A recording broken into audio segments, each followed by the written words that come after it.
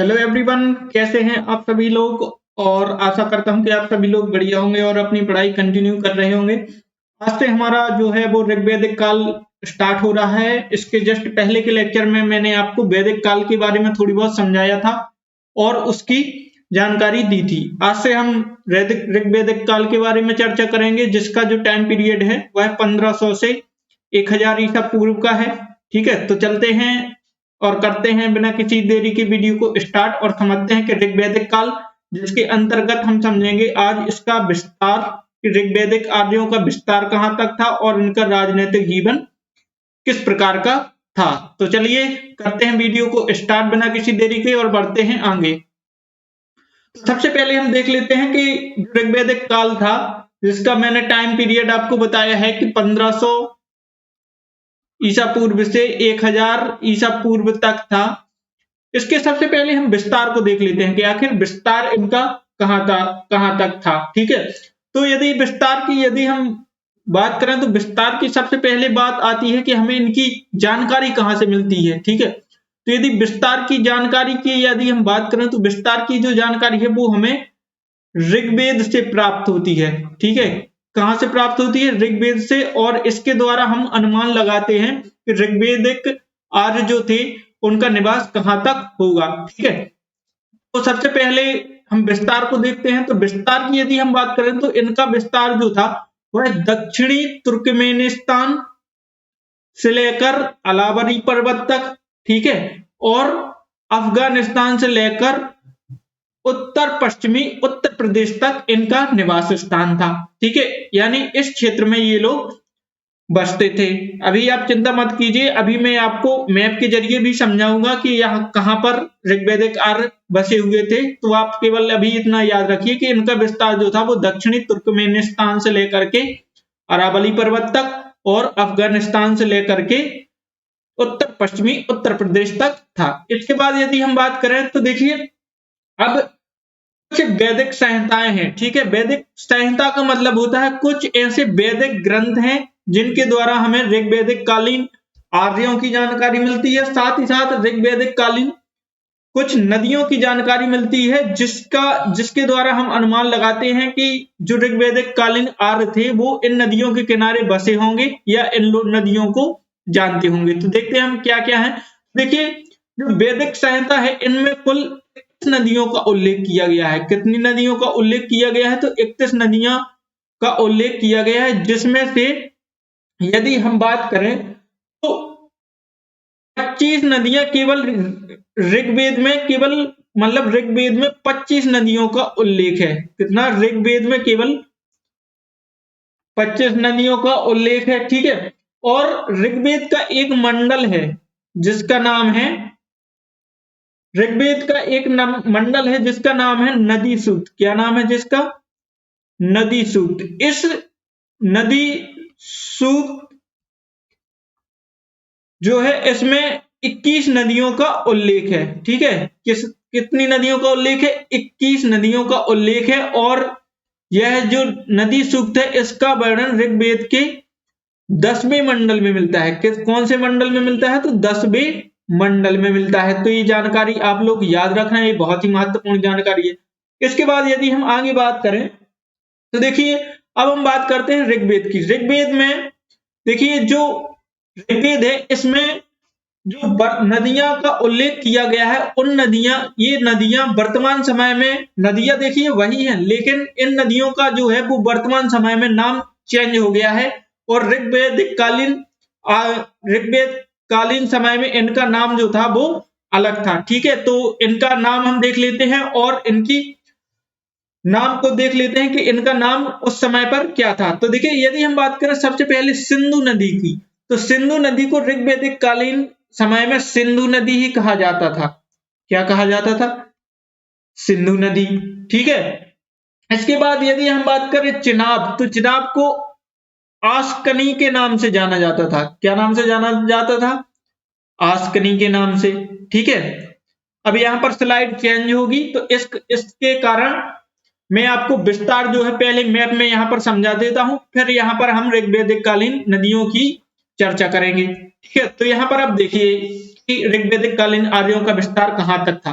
देखिए ये है आपका दक्षिणी तुर्कमेनिस्तान, ठीक है, ये है आपका दक्षिणी तुर्कमेनिस्तान। और यहां पर ये वाला जो क्षेत्र है यह है आपका पश्चिमी उत्तर प्रदेश, ठीक है, ये वाला जो क्षेत्र है यह है आपका क्या, पश्चिमी उत्तर प्रदेश, ठीक है, नोएडा वाला जो क्षेत्र है। इसके बाद यदि हम बात करें तो यहां पर है आपका, ये आपका अफगानिस्तान हो गया, ठीक है, ये वाला जो क्षेत्र है ये अफगानिस्तान हो गया, ठीक है, और यहां पर है आपका अरावली पर्वत, ये है आपकी अरावली पर्वत, ठीक है, तो ये है आपकी अरावली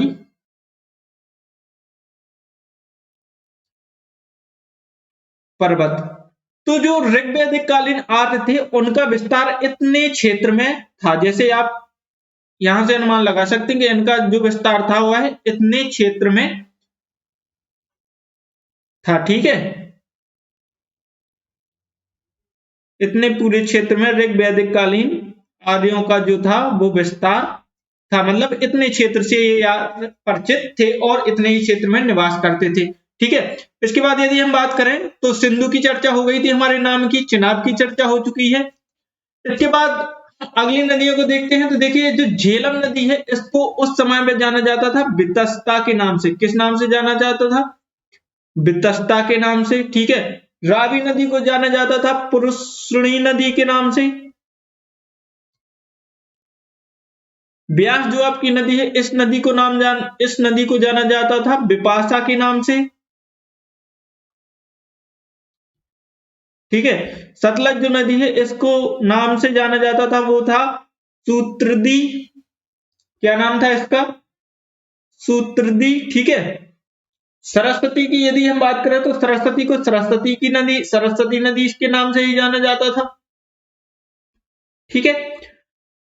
और अब यदि हम आगे बात करें तो देखिए एक अगली नदी है काबुल, ठीक है, इसको जाना जाता था कुबा नाम से, क्या जाना जाता था, कुबा नाम से। एक नदी है जिसका नाम है कुर्रम, ठीक है, क्या नाम है जिसका, कुर्रम, और इस नदी को जो जाना जाता था वह नाम से जाना जाता था क्रमू, ठीक है। इसके बाद यदि हम बात करें तो स्वात नदी को स्वास्तु नाम से जाना जाता था, स्वास्तु। और जो गोमती नदी थी यह जानी जाती थी गोमल नाम से, किस नाम से, गोमल नाम से। यह जो गोमती नदी है यह आप मतलब भारत वाली नहीं समझिए, यह जो है यह अफगानिस्तान की है, कहां की है, अफगानिस्तान की नदी है, ठीक है। यदि हम बात करें तो ये जो चारों नदियां हैं यह अफगानिस्तान क्षेत्र की हैं, कहां से हैं, अफगानिस्तान क्षेत्र की। और ये सभी नदियां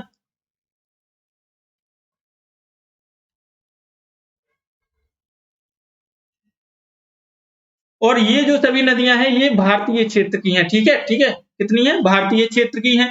तो इनमें इंपॉर्टेंट क्या है कि इनमें जो ये नदी है, जैसे आपको से क्वेश्चन किस प्रकार का पूछा जाएगा तो आपको जोड़ी के रूप में पूछ सकते हैं कि झेलम नदी को ऋग्वैदिक कालीन में क्या कहते थे, ठीक है। रावी नदी को पुरुष किस नाम से जाना जाता था, ब्यास नदी को किस नाम से जाना जाता था, और सतलज नदी को आपके किस नाम से जाना जाता था। इसके बाद यदि हम बात करें तो देखिए जो आपकी यदि हम बात करें तो जो दो नदियां हैं जिनका नाम है गंगा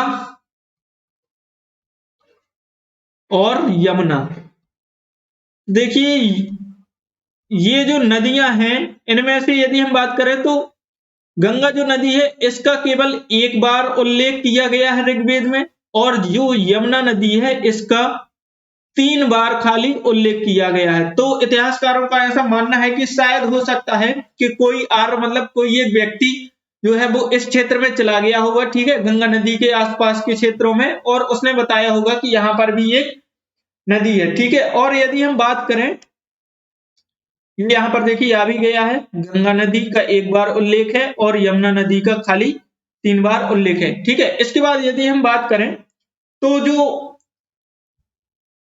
सर्वाधिक नदी का उल्लेख है वह है आपकी सिंधु नदी। सिंधु नदी जो है इसका ऋग्वेद में सर्वाधिक बार उल्लेख किया गया है, ठीक है। सिंधु नदी का जो है वो सर्वाधिक बार इसका उल्लेख किया गया है। और जो सबसे पवित्र नदी थी आपकी, वो थी सरस्वती। कौन सी थी? सरस्वती। और इस नदी को ये लोग नदीतमा कहते थे। क्या कहते थे? नदीतमा। नदीतमा का मतलब होता है नदियों की माता। क्या होता है? नदियों की माता। ठीक है। तो सबसे पवित्र नदी थी जो वो थी सरस्वती। और सर्वाधिक किस नदी का उल्लेख मिला हुआ है? तो वो है आपकी सिंधु नदी। ठीक है। इसके बाद अगर हम आगे चलें तो इसके बाद आगे देख लेते हैं कि देखिए आगे ये लोग कहां तक जानकारी रखते थे या किस क्षेत्र से परिचित थे। तो यदि हम बात करें तो देखिए जो ऋग्वैदिक कालीन आर्य थे यह पूर्वी हिमालय से परिचित नहीं थे। किस हिमालय से परिचित नहीं थे? तो यह पूर्वी हिमालय से परिचित नहीं थे। लेकिन ये लोग जो है पश्चिमी हिमालय से परिचित थे, मतलब पश्चिमी हिमालय से परिचित थे। ठीक है। इसके बाद यदि हम बात करें तो पश्चिमी हिमालय से हमें कैसे जानकारी प्राप्त होती है? तो देखिए ऋग्वेद से हमें इन 4 चोटियों का उल्लेख मिला हुआ है। कौन कौन सी? एक तो मुजबंत, एक है अर्जीक, एक है सिलामंत और एक है सुसुम। ठीक है। यदि हम मुजबंत चोटी की बात करें तो यह है अफगानिस्तान में। कहां पर है? अफगानिस्तान।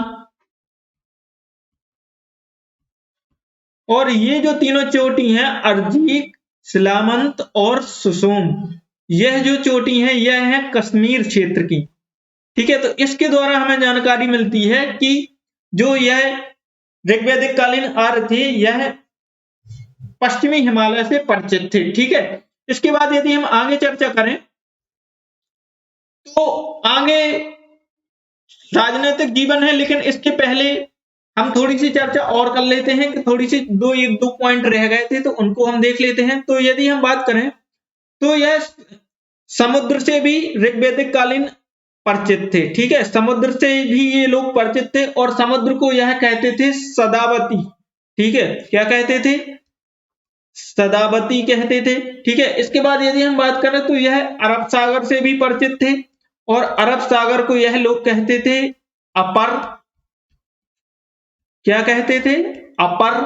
ठीक है। और यदि हम बात करें तो यह मरुस्थल से भी परिचित थे। ठीक है। मरुस्थल से भी परिचित थे। कौन से मरुस्थल? तो थार के मरुस्थल से। ठीक है। और इसको यह लोग कहते थे धन्व। ठीक है। तो ये महत्वपूर्ण की पॉइंट है जिनको आपको याद रखना है कि मरुस्थल को धन्व कहते थे, समुद्र को सदावती कहते थे और अरब सागर को अपर कहते थे। यह कुछ भी आपसे पूछ सकते हैं। ठीक है। इसके बाद यदि हम बात करें तो अब हम चलते हैं कि राजनीतिक जीवन के बारे में कि राजनीतिक जीवन आखिर इनका किस प्रकार का था।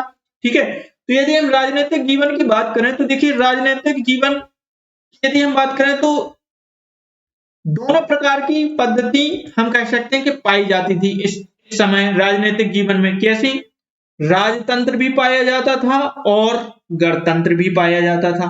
ठीक है। गणतंत्र का मतलब होता है कि जो राजा होता था इसकी नियुक्ति की जाती थी। क्या? राजा की नियुक्ति की जाती थी। ठीक है। और यदि हम राजतंत्र की बात करें तो राजतंत्र जो है वो मतलब पहले चुना जाता था, उसके बाद इसका पद जो हो जाता था वो वंशानुगत हो जाता था। पहले चुना जाता था राजा।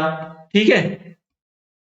फिर इसके बाद इसका जो पद था वह वंशानुगत हो जाता था। इसके बाद यदि हम बात करें तो देखिए अब हम देखते हैं कि जो राजा था या राजतंत्र है इसके बारे में हम डिटेल में चर्चा करते हैं। तो देखिए जो राजा था यह पहले चुना जाता था, उसके बाद इसका जो पद था वह वंशानुगत हो जाता था। ठीक है। वंशानुगत हो जाता था, लेकिन वंशानुगत होने का मतलब यह नहीं है कि यह जो राजा है यह निरंकुश या अत्याचारी हो जाए। ठीक है। यह जो राजा था यह कल्याणकारी होता था। क्या होता था? कल्याणकारी, यानी लोगों का कल्याण करने वाला। ठीक है। कल्याणकारी राजा होता था और इसका जो मुख्य काम होता था वह था क्या? इसका जो मुख्य काम था वह था कबीले की सुरक्षा। क्या? कबीले की सुरक्षा। देखिए यदि हम बात करें तो ऋग्वैदिक कालीन जो आर्य थे यह कबीलों में निवास करते थे, तो इस कारण से यह जो राजा होता था इसका जो मुख्य काम होता था, इसका काम होता है था कबीले की सुरक्षा करना। ठीक है, इसके बाद यदि हम बात करें तो कबीले की सुरक्षा के अंतर्गत मुख्य रूप से यह किसकी सुरक्षा करता था? यह करता था गायों की सुरक्षा। क्यों? क्योंकि गाय उस समय सबसे पवित्र पशु था। ठीक है, तो यह गायों की सुरक्षा करता था, गायों की सुरक्षा करता था। ठीक है, इसके बाद यदि हम बात करें तो यह मैं आपको पहले ही बता चुका हूं कि ये लोग कबीलाई पद्धति में रहते थे। किस पद्धति में रहते थे? तो कबीलाई पद्धति में ये लोग रहते थे। ठीक है, जिसका प्रमुख कहलाता था राजा, और राजा को ये लोग कहते थे क्या? जनस्य गोपा। जनस्य गोपा या गोपति, यह थे राजा की नाम। ठीक है, इसके बाद यदि हम बात करें तो ऋग्वेद से हमें 5 जन के नाम मिलते हैं। क्या मिलते हैं? 5 जन के नाम मिलते हैं। ठीक है, 5 जन के नाम मिलते हैं। वो जन कौन कौन से हैं? तो देखिए यदि हम बात करें तो उन जनों के नाम हैं अनु, पुरु, द्रहु, तुर्विस, यदु। ठीक है, ये 5 जन की जानकारी हमें ऋग्वेद से मिलती है। ठीक है, इसके बाद यदि हम बात करें तो यदि हम ऋग्वैदिक कालीन जो आर्य थे इनकी सामाजिक इकाइयों की बात करें या पारिवारिक इकाइयों की यदि हम बात करें तो देखिए सबसे बड़ी इकाई जो थी वह थी जन। ठीक है, जन के नीचे जो आते थे वो आते थे आपके विष। विष के नीचे की जो इकाई होती थी वो होती थी आपकी ग्राम, और जो सबसे छोटी इकाई थी वो थी कुल। ठीक है, सबसे जो छोटी इकाई थी वो थी कुल। ठीक है, इसके बाद यदि हम बात करें तो जो कुल था इसके प्रमुख को कहते थे कुलप या गृहपति। क्या कहते थे? कुलप या गृहपति। ग्राम के जो प्रमुख था इसको कहते थे ग्रामणी।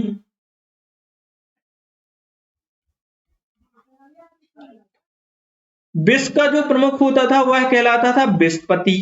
क्या कहलाता? विषपति। ठीक है, और जो जन का प्रमुख होता था यह कहलाता था राजन या जनस्य गोपा या गोपति। ठीक है, तो यह इनके राजतंत्रात्मक शासन में था। इसके बाद यदि हम बात करें तो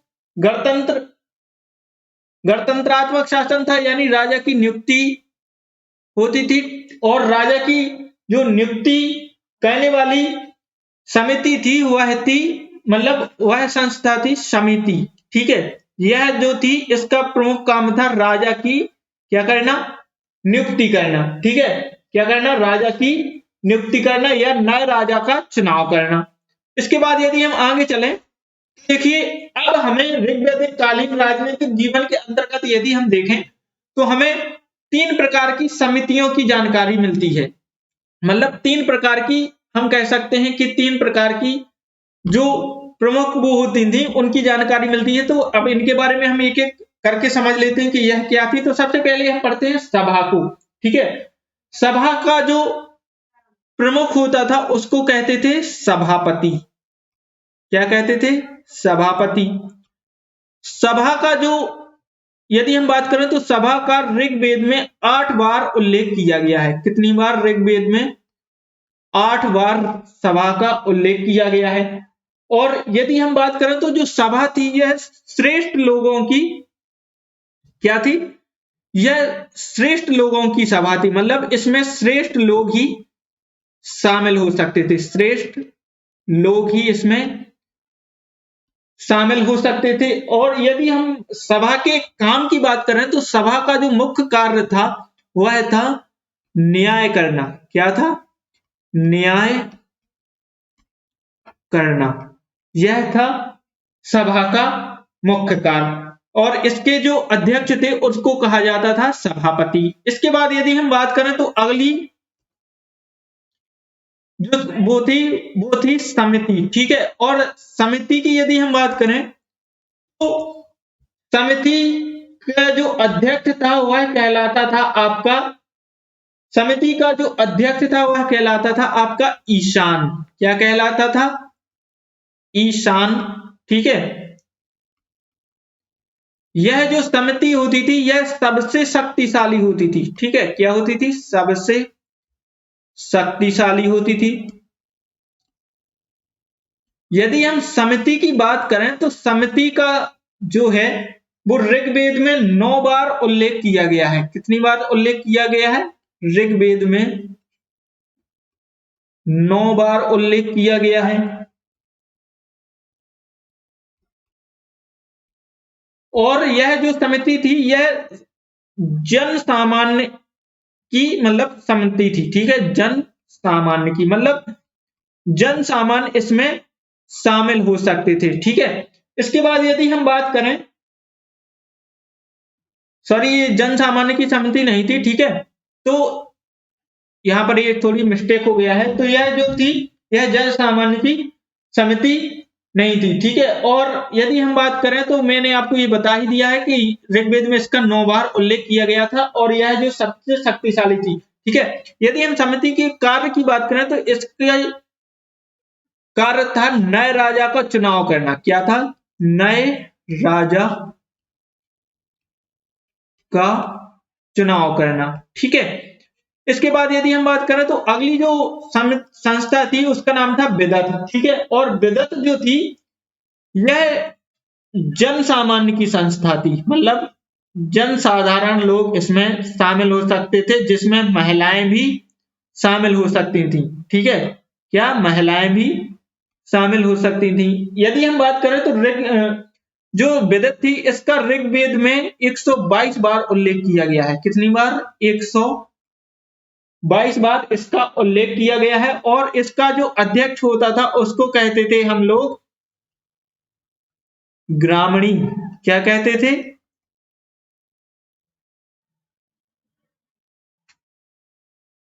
ग्रामीण, ठीक है। इसके बाद यदि हम बात करें तो जो बिदत थी इसका जो मुख्य कार्य था वह था धार्मिक कार्य संपन्न करवाना। क्या था इसका काम? धार्मिक कार्य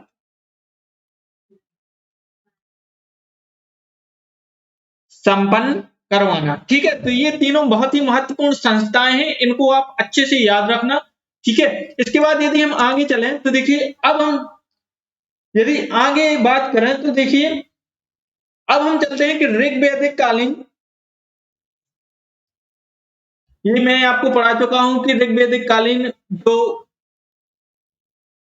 5 जन हैं उनकी चर्चा की गई है, अनु, पुरु, दरुहु, तुर्वेश और यदु, ठीक है। इसके बाद यदि आप बात करें तो अब हम पढ़ते हैं कि ऋग्वैदिक कालीन पदाधिकारी के पदाधिकारी कौन कौन से थे। तो ऋग्वैदिक कालीन पदाधिकारी को हम देख लेते हैं। तो देखिए जो यदि पदाधिकारी की बात करें तो जो सबसे महत्वपूर्ण पदाधिकारी था वह था पुरोहित।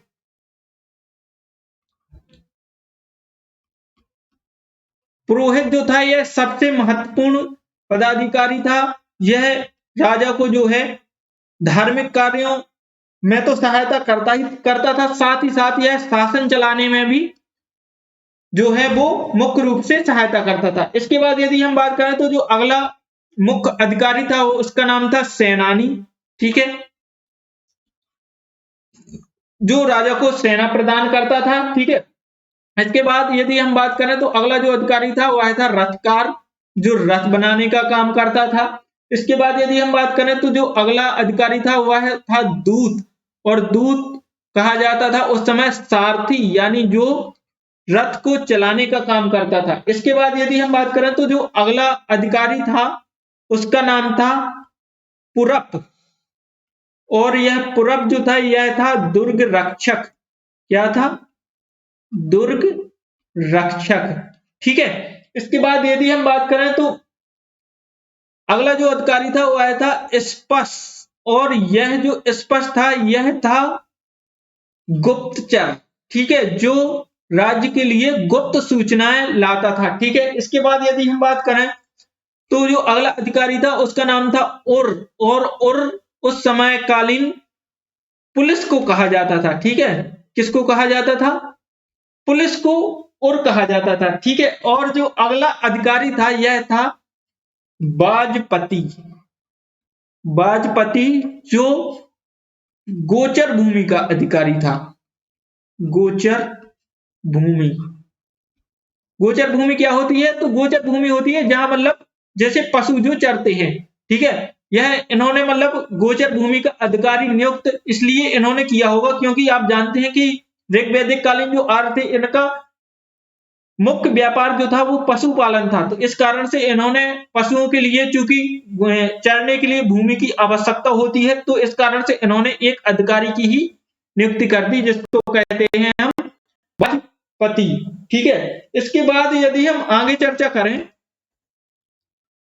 तो अब हम देखते हैं कि देखिए ऋग्वैदिक कालीन समय में क्या युद्ध होते थे, ठीक है, और क्या युद्ध नहीं होते थे। तो अब हम देखते हैं कि ऋग्वैदिक कालीन समय में युद्ध होते थे या नहीं। तो जी, ऋग्वैदिक कालीन समय में युद्ध बिल्कुल होते थे, ठीक है। तो एक युद्ध है जो हमारे लिए महत्वपूर्ण है।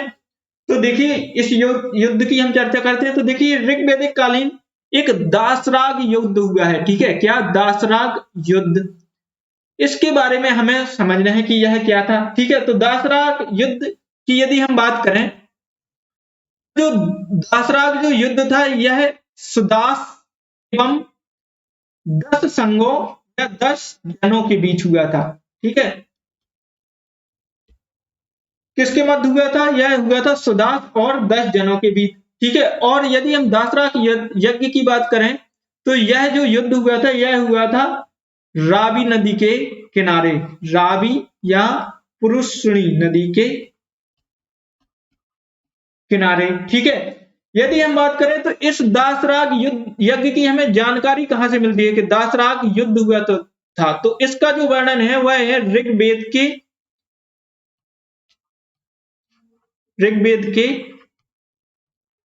7वें मंडल में। कहा? ऋग्वेद के 7वें मंडल में इसका उल्लेख किया गया है, जिसकी रचना जो कि वशिष्ठ ने की थी। किसने की थी? वशिष्ठ ने। तो इसकी जो रचना है वो आपके वशिष्ठ ने की थी, ठीक है। यदि हम बात करें तो अब हम जानते हैं कि इसका जो है वो कारण क्या था, कि इस युद्ध को कारण क्या था, ठीक है। तो यदि हम बात करें तो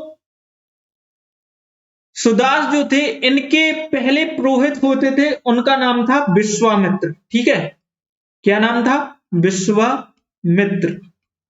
लेकिन सुदास ने क्या किया था कि इन्हें अपने पुरोहित के पद से हटा दिया था, ठीक है। और इनके स्थान पर इन्होंने वशिष्ठ को अपना पुरोहित बना लिया था। किसको? वशिष्ठ को। तो आप समझ सकते हैं कि पुरोहित कितना महत्वपूर्ण पद है, कि एक पुरोहित के लिए युद्ध हो रहा है, ठीक है।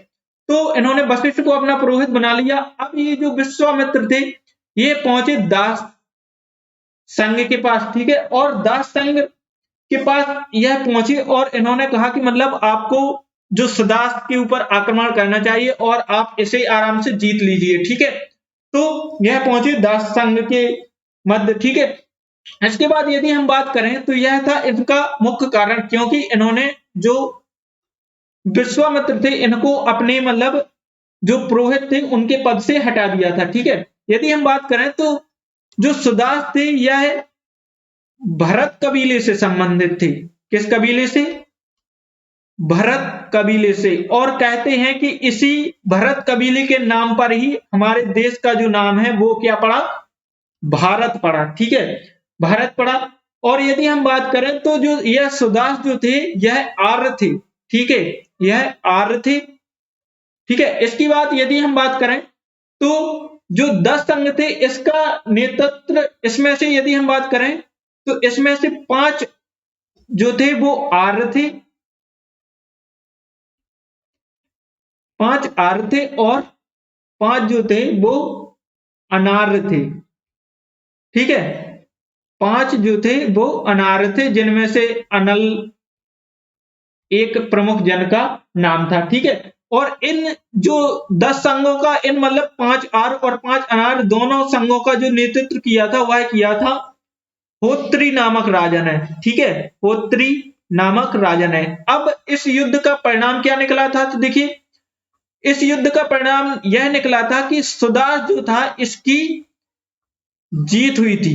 क्या हुई थी, सुदास जो है वो जीत गया था। ठीक है, सुदास जो था वो जीत गया था। ठीक है, और यदि हम बात करें तो ये लोग क्या मतलब युद्ध में घोड़े और हथियार का भी प्रयोग करते थे। तो जी हाँ, ये लोग जो थे वो घोड़े का भी प्रयोग करते थे युद्ध में और हथियारों का भी प्रयोग करते थे, क्योंकि इनके पास, आप सभी जानते हैं, अभी मैं मतलब जब आर्थिक जीवन आपको पढ़ाऊंगा, जब भी पढ़ाऊंगा, और आपको जब धार्मिक जीवन पढ़ाऊंगा तो उसमें भी बताऊंगा कि जो घोड़ा था वो आर्यों का प्रिय पशु था। ठीक है, तो ये लोग घोड़े का प्रयोग युद्ध में करते थे और जो हथियार थे इनका भी प्रयोग ये लोग युद्ध में करते थे। ठीक है, तो यहाँ पर आपको राजनीतिक जीवन जो है वो पूर्ण रूप से समझ में आ गया होगा, आशा करता हूँ ऐसी में।